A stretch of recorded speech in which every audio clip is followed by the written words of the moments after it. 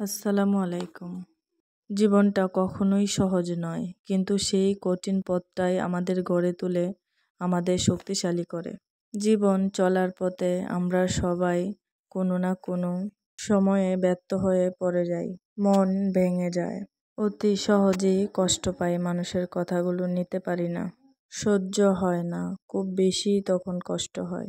কিন্তু মনে রাখো সব সময়, পরাজয় মানেই শেষ নয়।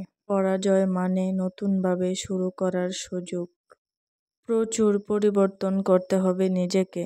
আবেগে আটকে থাকলে জীবন চলবে না, বাস্তবতায় ফিরতে হবে। মানুষ আগামীকাল বাঁচবে কিনা তার চিন্তা নাই, কিন্তু কাল কাকে কিভাবে ঠকানো যায় সেই চিন্তায় ঠিকই আছে। চালাক হলেই মানুষ হওয়া যায় না, চালাক তো শিয়ালও হয়। মানুষ হতে হলে তার মধ্যে মনুষ্যত্ব থাকার দরকার। কিছু কিছু মানুষ কখনোই ভেবে দেখে না তাদের আচরণের ওপর মানুষ কতটা কষ্ট পায়।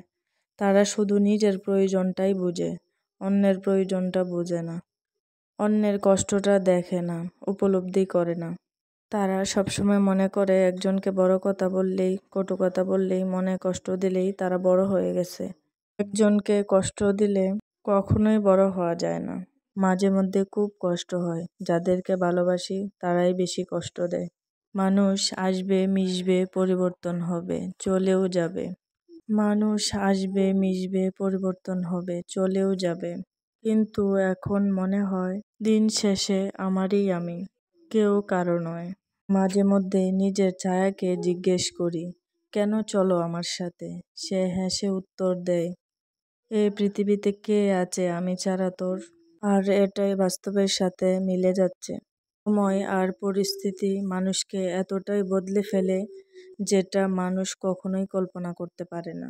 সম্পর্কের নাম যাই হোক না কেন, খারাপ সময়ে যে পাশে থাকে তাকেই সবচেয়ে কাছের মনে হয়।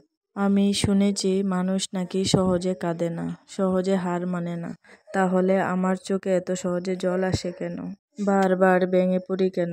কেন মনে হয় এই বুকে কিছু আটকে আছে?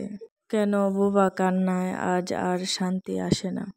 কিছু কিছু কাজ করে ফেলি, নিজের মধ্যেই নিজের কষ্টটা পাই। অন্য মানুষের ভালো করতে চাই, কিন্তু দিন শেষে পরে কষ্টটা আমিই পাই। কাউকে বুঝাতে পারি না যে তোমার কথায় খুব কষ্ট হচ্ছে আমার।